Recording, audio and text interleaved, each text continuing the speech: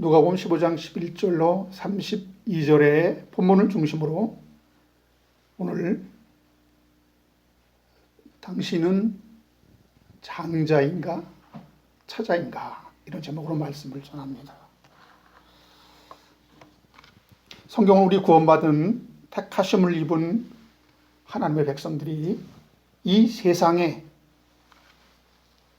장자의 모습을 갖고 오는 것이 아니라 차자의 모습으로 오게 되어 있음을 여러 곳에서 말씀하고 있어요. 사도 바울도 로마서 9장 13절에 기록된 바 내가 야고보는 사랑하고 에서는 미워하였다함과 같으니라 이렇게 말씀하고 있죠. 결국 큰 자가 작은 자를 섬기게 되어 있다고 하셨는데, 여러분 이 장자권을 동생에게 팥죽 한 그릇으로 파는 어이없는 상황이 전개된 경우도 있습니다. 그러나 이 모든 사건이 우연히 일어나는 것이 아니라 하나님의 작정 안에서 벌어진 섭리였음을 우리는 깨닫게 됩니다. 장자권을 얻는 것이 왜 그렇게 중요할까요? 장자에게는 여러분 장자권이라는 것이 있는데 이스라엘에게도 그랬습니다. 이 맏아들은 가장이셨던 아버지의 뒤를 이어 가장의 자리를 차지했고, 아버지께서 부재 중일 때 아버지를 대신하여 가족을 통솔했고, 유산을 상속받을 때 다른 아들의 몫의 2배를 받았다고 합니다. 그리고 맏아들이 누릴 수 있었던 특권 가운데 무엇보다도 중요한 것은 아버지로부터 특별한 축복을 받을 수 있었다는 건데요. 그래서 집안의 합법적인 계승권은 맏아들이 갖고 있었고, 아버지는 장자권을 마음대로 다른 아들에게 줄 수 없었습니다. 그러므로 여러분 장자권은 권력이요, 힘의 상징인 것이에요. 우리가 여러분 차자로 오지만 야곱처럼 장자권을 넘겨받을 수 있다는 것이 중요합니다. 이렇게 하나님은 장자를 사랑하고 첫 것을 좋아하시는 분이신데, 왜 하늘 백성은 장자로 오지 못하고 언제나 세상에 차자의 모습으로 오느냐 이거예요. 하늘의 생명은 이 세상의 어떤 이치와 방법, 그리고 더 나아가 어떤 인간의 태생적인 신분과 자격으로 얻어지는 것이 아님을 깨닫기 위함인 것입니다. 그래서 여러분 일단은 세상적으로 신분과 자격은 물론 능력 자체가 모자라는데, 이런 차자의 나약하고 허약한 모습으로 오게 되어 있어요. 그래서 하나님의 복음의 반전이 일어나는 것입니다. 그래서 성경은 먼저 된 자가 나중되고 나중된 자가 먼저 된다고 말씀하고 있는 거예요. 히브리서 2장 15절에 개역 성경에 보면은 또 죽기를 무서워함으로 일생에 매어 종노릇하는 모든 자들을 놓아주려 하심이니, 이삭이 여러 번 종 하갈의 아들 이스마엘로부터 핍박과 조롱을 받으면서 살았지만 결국 하갈과 그 아들이 쫓겨나고서야 비로소 해방되는 이야기가 나옵니다. 이는 우리는 한평생 차자의 모습으로 와서 포악한 형으로부터 핍박과 조롱을 받을 수 있으며, 세속적 방법으로는 장자의 권리를 물려받을 수 없는, 우리는 없음의 자리에 있게 하시는 의도가 분명해요. 그래서 결국 구원은 오로지 선물로 받게 하시기 위하여인 것을 깨닫게 하시려는 것입니다. 여러분, 하나님의 택함 받은 자가 그처럼 허약한 모습으로 온다는 것이 여러분 믿어지십니까? 그래서 여러분 죽기를 우리는 무서워하면서 일생 내내 이 멍뚱하니 보호하고 사는 겁니다.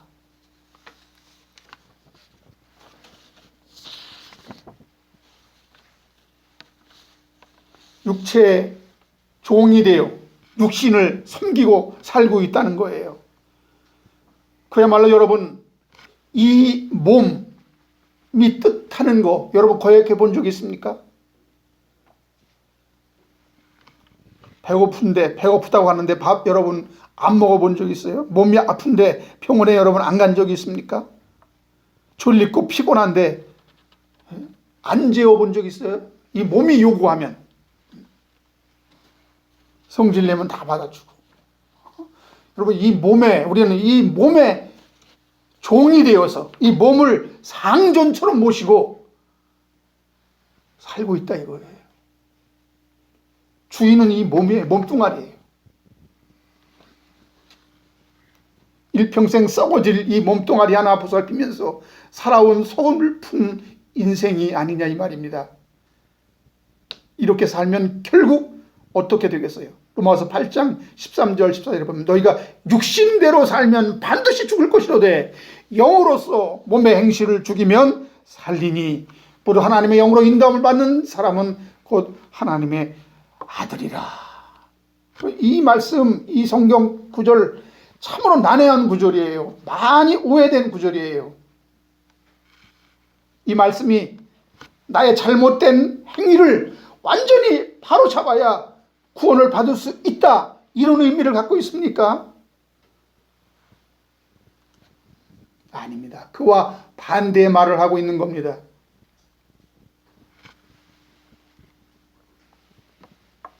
영으로서 몸의 행실을 죽이면 살리니, 몸의 행실을 선이라 주장하는 그 시도, 여기 이 율법주의예요. 여기 이 율법주의를 죽여야 산다 이거예요. 그걸 배격해야 된다는 거예요. 로마서 8장은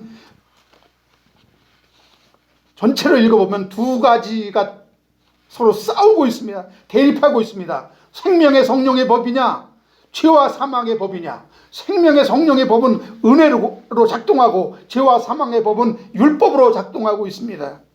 율법의 요구를 따라 육신이 원하는 대로 살 것이냐, 그렇게 살면 심판이고, 영을 쫓아 몸의 행실과 행위를 우선시하는 율법주의를 배격하는, 율법주의를 죽이는 은혜의 지배를 받으며 살 것이냐.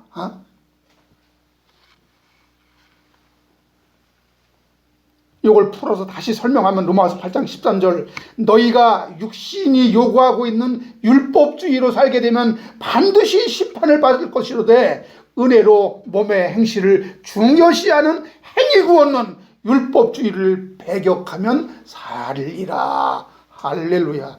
예? 육신대로 살면 반드시 죽는다 했습니다. 그럼 우리는 어떻게 살아야 합니까? 성령으로 은혜 가운데 육신의 요구를 기반으로 한 율법주의 행위론에 미혹되지 말아야 되는 것이에요. 성경이 이런 내용들이 많이 있습니다. 인간은 육신을 잃고 태어나 육신의 지배를 받으며 육신에 잡혀 살게 된 것입니다. 여러분, 만일 아담과 하와가 하나님의 영의 말씀으로 육신을 철저히 제어할 수 있었다면 하나님께 불순종하는 죄는 범하지 않았을 겁니다. 그러나 그는 철저히 뱀의 유혹을 물리치지 못했고 자신 안에 있는 보암직하고 먹음직하고 육신의 정욕과 안목의 정욕과 이생의 자랑에 굴복하고 많은 것을 볼 때 인간은 이런 과정을 거쳐야 했던 것이 분명한가 봅니다. 인간의 불순종이 하나님께는 은혜 베푸시는 기회가 되었고 우리는 육신으로 심고 영으로 거두는 우리 육체의 체험이 영의 열매를 거두게 하는 그 미천이요, 그 씨의 역할을 했다고 하는 것입니다.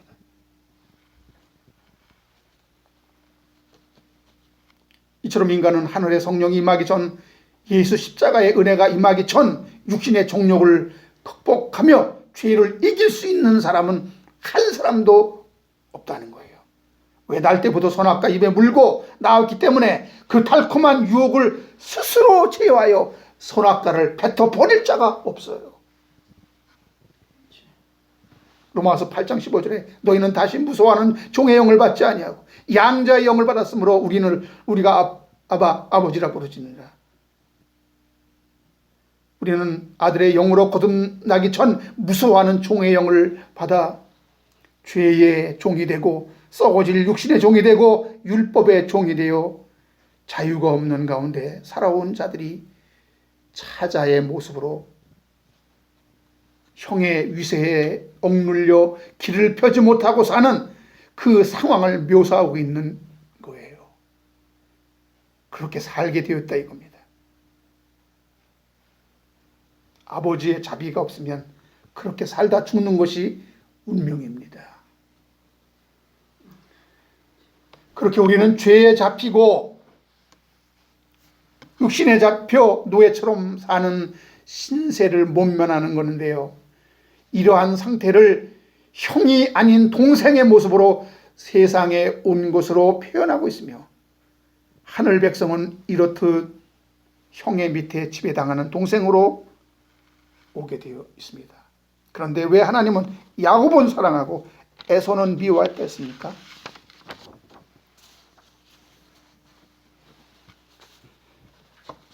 왜냐하면 여러분, 야곱이 형으로 나오려고 몸부림쳤지만 에서에게 밀려서 동생으로 태어났어요. 그런데 그 어머니 리브가와 눈이 흐린 그 아버지 이삭 덕분에 장자의 축복을 받게 되는 것입니다.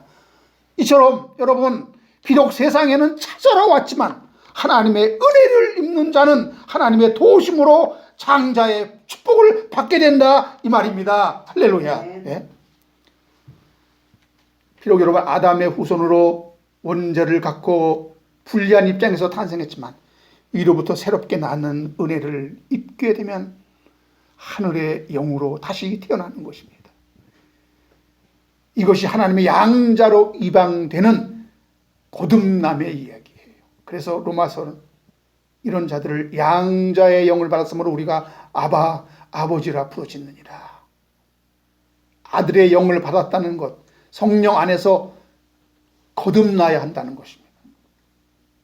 여러분, 이 세상에 선악과 따먹은 아담의 후손일 수밖에 없는 우리는 육신에 굴복당하고 죄에 치고 그 심판을 면치 못하는 불행한 신세예요. 그러나 성령에 의해 위로부터 새롭게 탄생하는 장자권 때문에 그렇게 상황이 뒤집어지는 것입니다. 로마서 8장 23절에 성령의 처음 익은 열매인 우리도 속으로 탄식한다고 했어요.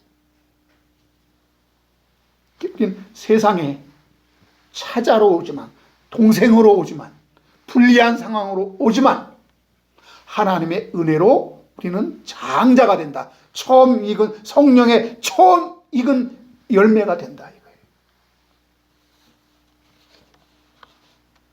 요한복음 3장에 육신으로 나는 것은 육이요 영으로 나는 것은 영이니라. 여러분, 육신을 통해서 여인에게서 난 자는 소망이 없습니다. 아담은 죄와 죽으리라는 정죄와 심판을 후손들에게 물려줬기 때문에 육신의 수명대로 살다가 그냥 죽을 수밖에 없는 거예요. 그래서 거듭나야 한다고 하는 것입니다. 즉 성령으로 새롭게 다시 태어나지 못하면 인간은 소망이 없어요. 죄인은 아담으로부터 죄를 물려받고 죄의 노예가 되고 율법에 갇혀서 살게 되어 있으며 육신에 굴복당하는 비참한 찾아의 삶을 살게 되어 있는 것입니다. 이것이 인생이에요. 이것이 인생. 아담의 후손인 우리는 육신의 한계를 벗어날 수 없다는 거예요. 그래서 영으로 거듭나야 하늘의 원리, 영의 지배를 받는 영생의 나라에 들어갈 수 있다는 겁니다. 그래서 영으로 난 것은 영이요 육으로 난 것은 육이니라. 우리가 육으로 나느냐 영으로 나느냐에 따라서 천국과 지옥이 쫙 갈라지는 것입니다. 네, 여러분,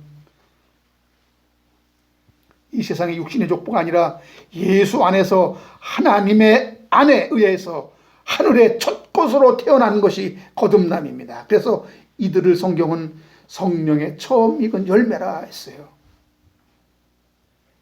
이제 이들은 육신에 지배당하는 것이 아니라 하나님의 은혜 안에서 왕노릇하게 되어 있거든요. 이제 성도는 세상의 힘이 아니라 믿음의 힘의 위력을 느끼기 시작하게 되면서 은혜로 이기는 체험을 조금씩 하는 것입니다. 이것이 천국이 침노를 한다 하는 것이요, 이것이 천년 동안 왕노릇한다, 이렇게 성경은 표현하고 있습니다. 할렐루야. 아멘. 믿음으로 이겨나가리. 참 은혜로운 찬송인데 참 쉽지가 않네요.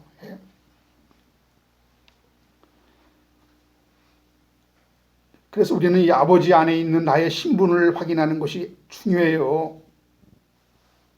여러분, 신약은 아브라함과 다윗의 자손에 대한 족보 이야기로 시작해요.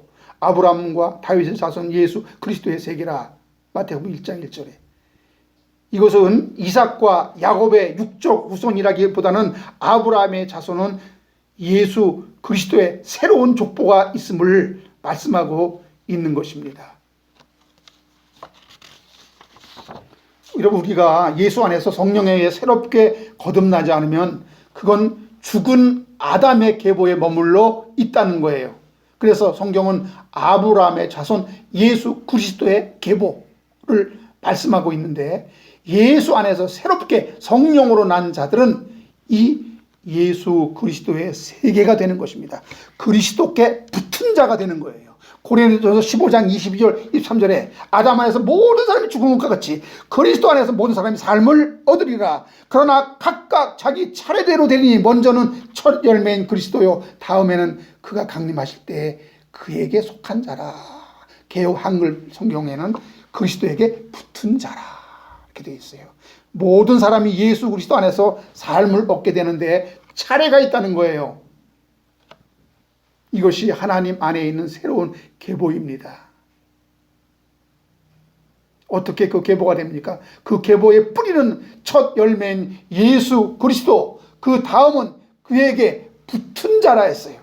우리 거듭난 자는 하나님 아담의 족보에서 하나님의 약속에 의해 예수 그리스도의 족보로 새롭게 편입되는 것입니다.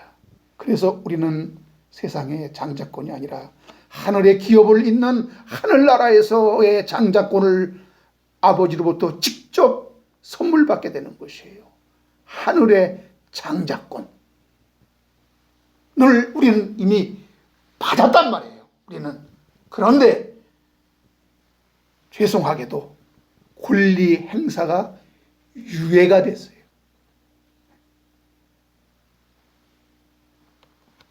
막 이걸 내 것으로 막 지금 이걸 누릴 수가 없게 하나님 하셨어요. 이걸 우리가 모르면 안 됩니다. 우리 영생을 받았어요. 천국이 내 안에 있어요. 응? 우리는 의인이에요. 그러나 이것을 내 것으로 지금 이 세상에 살면서 막 누릴 수가 없어요. 천국을 우리는 살지만 천국을 막 누릴 수가 없어요. 잠시 잠깐 천국이 이러는 것이라는 것을 하나님 우리에게 보여줄 뿐이에요. 이 세상에서 완전히 누릴 수가 없어요. 유예된 거예요. 히브리서에서는 그거를 장자들의 총회라 합니다. 히브리서 12장 22절부터 24절 보면은 구원받은 하나님 백성을 여러 가지로 얘기해요. 너희가 이룬 곳은 시온산, 살아계신 하나님의 도성인 하늘의 예루살렘, 천만 천사, 하늘에 기록한 장자들의 총회, 교회와 만민의 심판자이신 하나님과 온전케 된 의인의 영들과 새 언약의 중보이신 예수와 및 아벨의 피보다 더 낫게 말하는 뿌리핀이라. 이게 다 구원받은 하나님 백성들에게 적용되는 그 단어.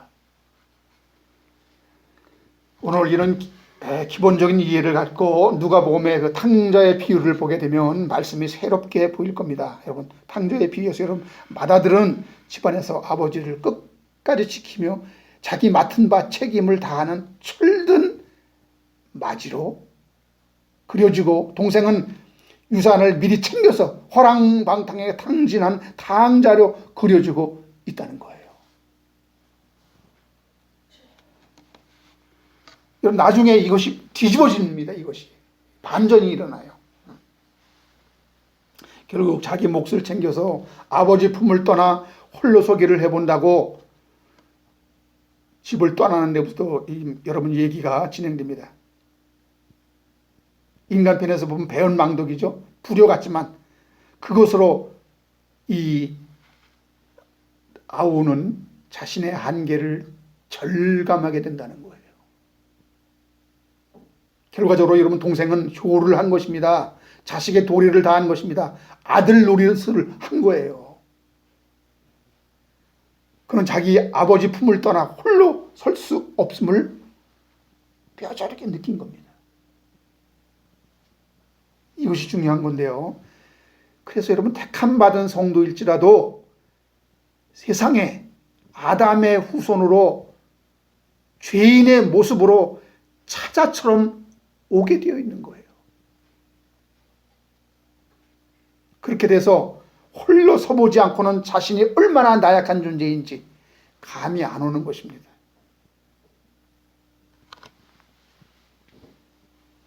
하나님 아버지가 진정 깨닫기를 원하는 것은 인간의 무력함과 인생의 돛없음 직접 체험하라는 거예요. 그걸 체험해서 너 알라는 거예요. 그러므로 여러분 택자들은 하나같이 다 이 험악한 세상에 보내져서 죄란 놈에게 치이고 이렇게 살면 안 된다고 하는 다짐도 해보고 살기 위해서 몸부림쳐 무림장 애를 써보지만 결국 인간의 한계에 부딪히게 되고 그 인생이 탈탈 털리는 거지 같은 신세가 된 것을 비유해서는 돼지 쥐염 열매로 배를 채우려는 비극적인 상황으로 묘사하고 있는 거예요. 그것이 그런 체험이 다시 아버지를 찾게 되는 축복임을 누가 알았겠습니까? 누가복음 15장 16절 17절 보면 그가 돼지 먹는 쥐염 열매로 배를 채우고자 하되 주는 자가 없는지라 이에 스스로 돌이켜 이르되 내 아버지에게는 양식이 풍족한 품꾼이 얼마나 많은가. 나는 여기서 추려 죽는구나. 여러분 성도는 이 세상에 살면서 육신의 한계, 즉 결핍이 있는 존재임을 알아야 합니다.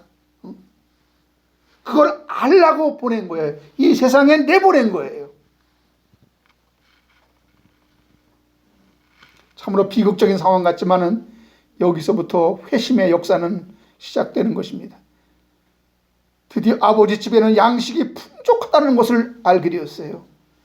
이대로 있으면 줄여 죽겠구나. 이 절체절명의 상황 판단이 선 것입니다. 그러므로 여러분 하나같이 택함을 입은 자들은 자신들의 영혼의 갈증을 느끼게 되어 있는 반면에 버려진 유기된 자들은 그 결핍을 모른다는 겁니다.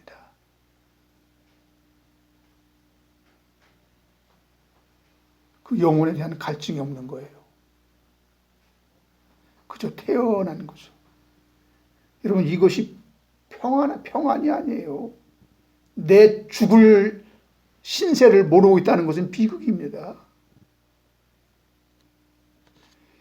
여기서부터 주림이 여기 말하는 주림이 육신의 배고픔과 헐벗음을 이야기하고 있겠어요. 아 그렇다면 나 가난한 자 거지다 거지가 넌 다 천국 가게요.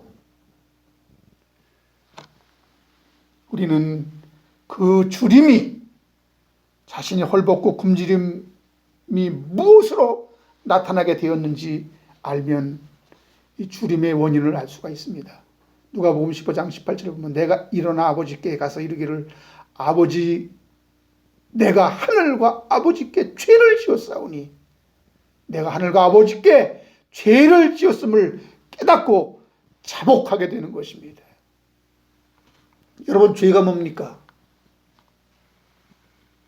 인간은 하나님 절대 의존적인 존재라는 것을 모르는 것이 죄예요. 아버지 없이 나 혼자 살아보겠다고 홀로 서기 시도하는 것이 죄라는 거예요. 우리 인간은 원래부터 아버지 도움 없이는 홀로 설 수 있는 존재가 아닙니다.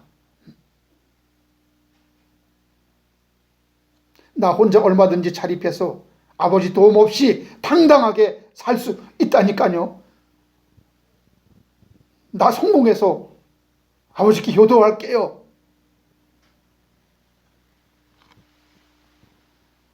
인간 존재 자체의 의미를 모르고 아버지 품을 떠나는 데서부터 비극이 시작됩니다.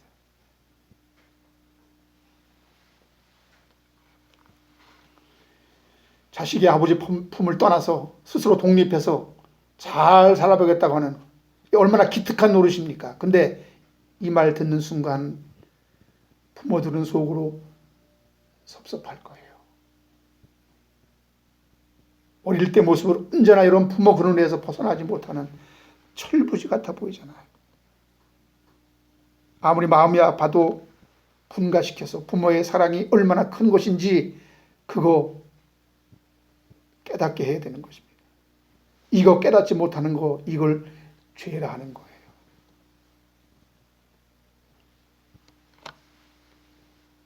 이처럼 죄인이 나란 존재의 결핍을 시인하고 이걸 깨닫고 아버지께 돌아가는 것, 이것이 바로 회심, 메타노이아, 돌이킴이라 하는 것인데요. 도덕적인 자기 반성의 뉘우침이라기보다는 인간 존재론적인 깨달음입니다.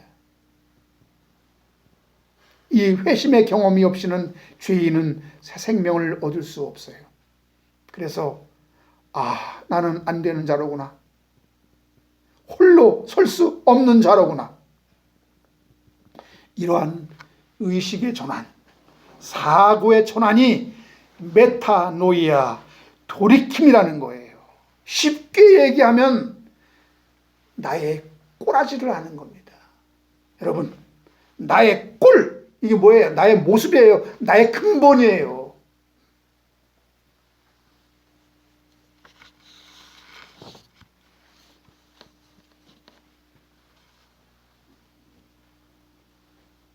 그러면 이런 사고의 전환이 언제부터 시작되죠? 나의 실체가 들키고, 이거 창피한 거 아닙니다. 나의 없음이 드러나고, 이거 쪽팔리는 거 아니에요. 그래서 나의 한계를 알게 되면서부터 시작됩니다.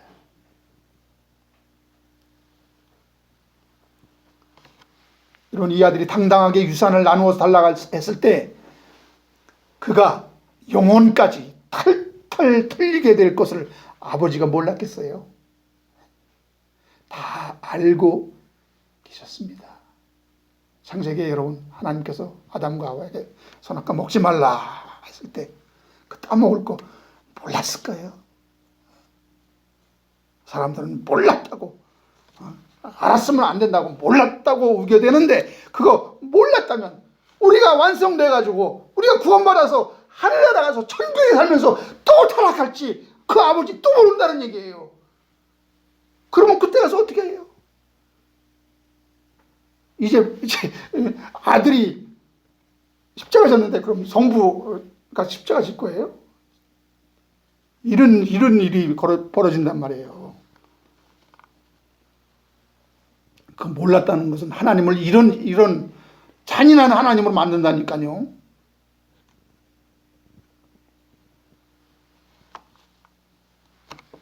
머지않아 그 아들이 돌아오는 것을 다 알고 있었어요.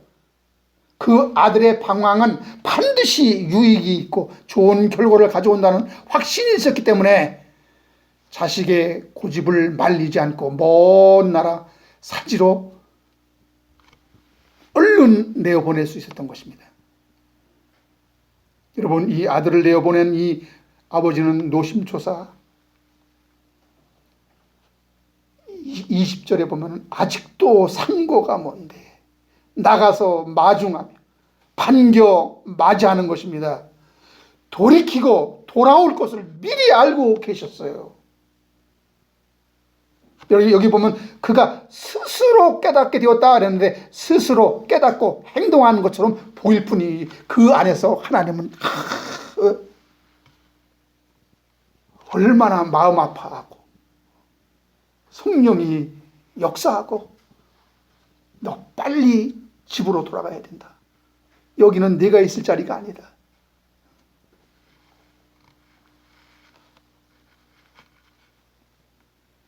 그는 아버지의 선택받은 장자로 세상에 아우의 철없는 모습으로 온 것입니다. 그가 때가 되어 나의 분깃을 달라고 했을 때 드디어 아버지는 마음속으로 제가 생고생하고 이제 깨닫고 돌아올 때가 됐구나 하면서 속으로 기뻐하셨을 거예요. 이제 내가 세상에 나가서 인간의 한계와 그리고 육신의 돛없음을 뼈저리게 배우게 되겠구나. 이제 드디어 회심이 이루어지겠구나.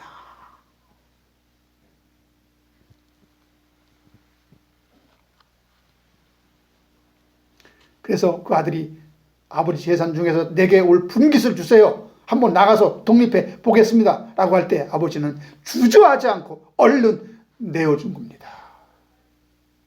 이미 어떻게 될 것을 다 아셨기 때문이죠. 이 진리를 웅변적으로 말해주고 있는 한편의 광고 카피가 있습니다. 뭘까요? 집 나가면 개고생이다 이런 광고가 있었어요. 딱 이 상황을 우리가 아버지 품 떠나면 생고생을 한다. 근데 그 고생이 보약이에요. 고생이.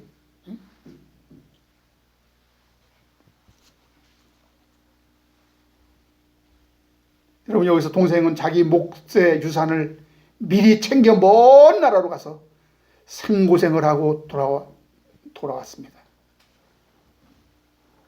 그러나 그 경험은 집에만 있었던 형이 배울 수 없는 귀한 것을 배웠던 거예요. 이제 문제가 생깁니다. 이 경험이 없었던 집에만 곱게 아버지 품에 있었던 이 큰형에게 문제가 생기죠. 그는 자신의 한계를 절감했고 인간은 근본적으로 아버지를 떠나 살 수 없는 결핍의 존재로구나. 그리고 죄에 대한 심판과 저주가 얼마나 무서운 것인지 그 죄 인식을 해결받지 않으면 참 자유가 없다는 걸 뼈저리게 깨닫고 돌아옵니다. 내 아버지 집엔 이 모든 것을 해결하고도 남을 수 있는 풍요가 있음을 내가 왜 진즉 몰랐을까? 아버지 자비와 긍휼을 받지 못하고 사는 것은 삶이 아님을 새롭게 깨달았다는 거예요. 이런 것이 거듭남의 현상, 거듭남의 증거입니다. 여러분, 거듭난 자는 이 세상에서 절대적 풍요와 만족을 느끼면 안 되는 거예요. 그것은 천국에 가서 느끼는 거예요. 우리로 하여금 천국을 소망하기 위해서 천국에서 완전한 풍요와 완전한 만족을 사모하게끔 하기 위해서 이 세상에서는 절대적인 평안을 우리는 느낄 수가 없어요.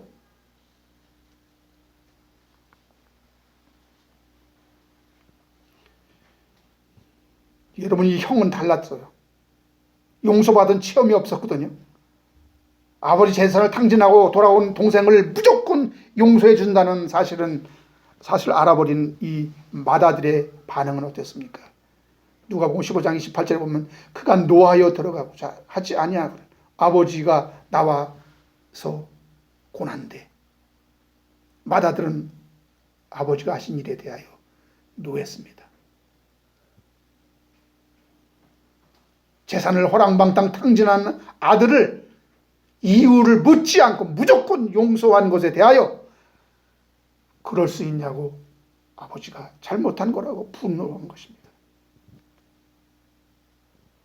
여러분, 이 큰아들의 열심과 충성은 뭐죠?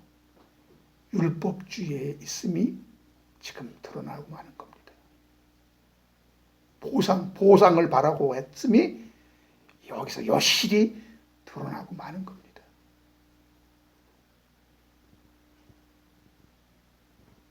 마다들은 죄인을 용서하는 아버지의 사랑을 이해 못합니다. 자신이 죄가 어떤 것인지 경험이 없었거든요. 죄가 뭐 어떤 도덕적인 그런 관점에서 바라보는 것인데요.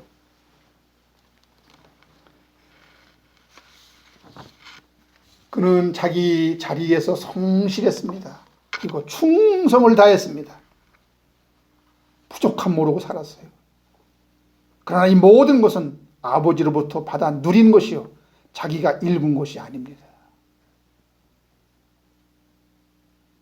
여러분, 이 맏아들로 이 세상에 왔다는 것 자체가 이 든든한 미천을 갖고 왔기에 내 능력의 한계를 못 느끼는 거예요. 이게 장애물이에요. 이게 자기를 지키는 위대한 힘입니다. 이게 자존심이에요. 자신은 특별하게 선택받은 자로서 부족함이 없다 라고 생각하는 것 자체가 이게 죄인데, 인간의 지혜로는 이걸 죄라는 것을 깨닫지를 못해요. 그래서 가진 자, 기득권을 가진 자, 힘 있는 권세를 누리고 있는 자, 이게 지금 맏아들의 모습으로, 그것이 그들에게는 권력이에요. 힘이에요.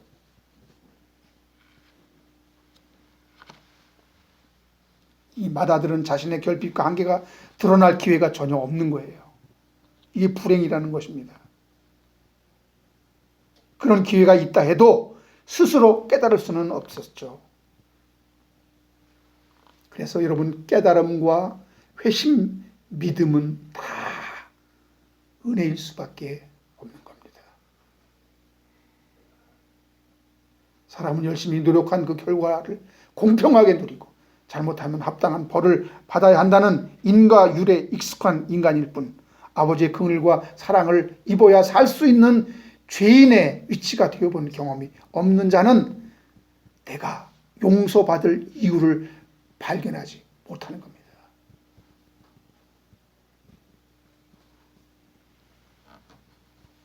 여러분, 이 형이 지금 아우에게 잘잘못 따지지 않고 이유 묻지 않고 무조건 용서해 준 아버지가 이해가 되겠어요? 전혀 이해가 안 되는 것이죠. 더 나가서 살찐 송아지를 잡고 금가락지를 끼고 잔치를 베풀어주는 장면을 도저히 맏아들로서는 용납이 안 되는 겁니다. 자신도 이런 용서를 받아야 할 인간이라는 생각이 들었다면, 그런 기회가 있었다면 사정이 달라졌겠죠. 이 형은 나는 의롭다는 거예요. 심판받을 이유가 하나도 없다는 거예요. 지금 이 형은 자칭 의인, 동생은 능지처참한 죄인으로 지금 비춰지고 있잖아요. 누가 긍휼을 입을 자입니까? 누가 하나님의 긍휼을 입을 자입니까?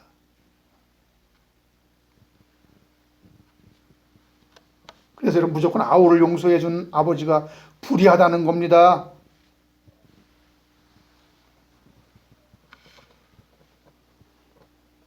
난 그런 자비가 필요 없는 자라는 자기 의에서 비롯된 것인데 이게 죄예요. 이게 맏아들이 의지하는 것은 자기가 애초에 얻은 신분의 그 위력, 그것이 그들의 힘입니다. 맏아들로 왔는데 그 지위를 포기하고 아우의 모습으로 산다는 것이 쉽지가 않아요. 그런데 성경에 그렇게 한 사람이 있어요. 한 사람. 이 세상에 맏아들로 와서, 이 세상에 최고의 권력으로 와서 그것 다 버리고 아주 낮은 신분으로 차자처럼 살자. 모세는 세상의 왕족으로 태어나 대단한 힘과 권세를 누리고 애굽의 왕자로 마지처럼 살 수도 있었지만, 하나님이 그를 낮추셔서 세상 권세 다 떨쳐버리고 하나님의 손에 붙들린 인생을 살게 하셔서 이스라엘을 애굽에서 이끌어내는 자로 쓰시는 것입니다. 이것이 바로 영적 장자의 모습인 건데요. 거기서 모세는 얼마나 많은 경험을 통해서 인간의 간사함과 나약함을, 하나님이 함께 하셔서 긍휼을 베풀지 않으면 금방 하나님을 저주하고 돌아설 수밖에 없는 인간의 내면을, 그리고 그 본성에 추하고 토로운 밑바닥을 경험하게 하신 것입니다. 그랬기 때문에 그가 불평불만으로 가득 찬 이스라엘을 홍해를 건너 광야의 40년을 지도자로 세울 수 있었던 거예요. 이스라엘은 원망불평하다 뱀에게 물려 죽고, 물이 없다고 한다 그들은 목말라 죽는다고 원망했습니다.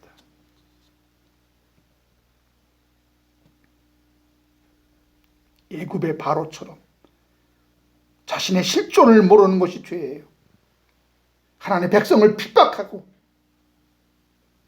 박해하고, 이들은 선택받지 못했다는 결정적 증거요, 예수 믿지 못하는 불신인 것입니다. 결국 여호와 하나님께 대들죠. 자신은 하나님을 의지할 만큼 나약한 존재가 아니라는 거예요. 왜 내가 하나님의 용서와 자비를 구해야 하느냐 이겁니다. 이들이야말로 선택받지 못한 자들임이 분명합니다. 그런 생각이 죽을 때까지 변하지 않는다면 긍휼 없는 심판이 임하게 되어 있습니다. 하나님이 고집을 꺾지 않는 애굽의 장자를 친 것처럼 말입니다. 야고보서 2장 14절에 보면은 긍휼 없는 심판이 떨어지는데, 누구에게 긍휼 없는 심판이 떨어진다고 그랬습니까? 형제를, 사람을 차별하는 자. 여러분, 차별은 얼마나 무서운 것입니까? 차별은 심판하는 것입니다. 판단하는 것입니다. 사람을 심판하는 것은 뭐예요? 내가 하나님이라는 거죠. 내가 하나님이라는 거죠. 하나님만 심판할 수 있어요. 그래서 사람을 차별하는 자, 긍휼 없는 심판이 떨어지겠다.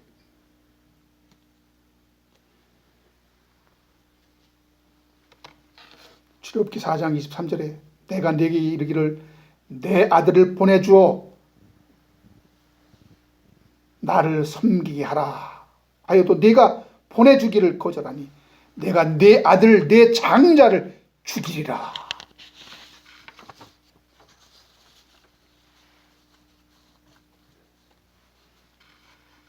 왜 그랬습니까?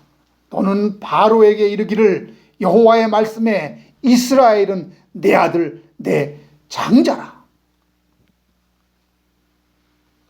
하나님은 우리 세상에 사자 같은 모습으로 온 자들을 하나님의 장자로 삼기 위해서 내 안에 있는 마지를 죽이는 것입니다.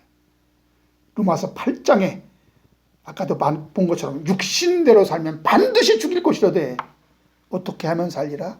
영으로 몸의 행실을 죽이면 살리라.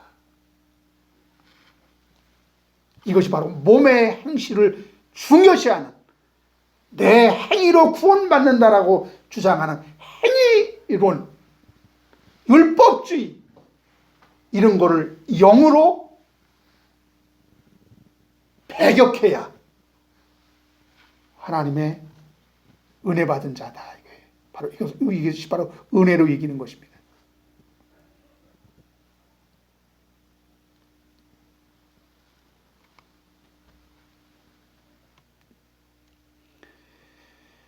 끝으로 여러분, 누가복음 오늘 본문 중에 15장 24절에 이는 내 아들은 죽었다가 다시 살아났으며 내가 잃었다가 다시 얻었노라. 육으로 심고 영으로 거두게 하시는 것입니다. 죽었다가 다시 살았다 하겠죠. 육신으로 심고 영으로 거둔 거. 이거 남는 장사 아닙니까? 하나님이 죄를 허락한, 아담이 선악과를 따먹는 걸로 하나님이 허락한 이유 분명해지죠. 아무런 유익이 없었다면 하나님께서 막으셨겠죠. 씨앗이 터지고 씨앗이 깨지는 거, 그것이 두려워서 씨를 심지 않습니까? 씨를 안 심으면 열매가 없죠. 아담으로 심어서 뭘로 거둬요? 예수로 거둬요.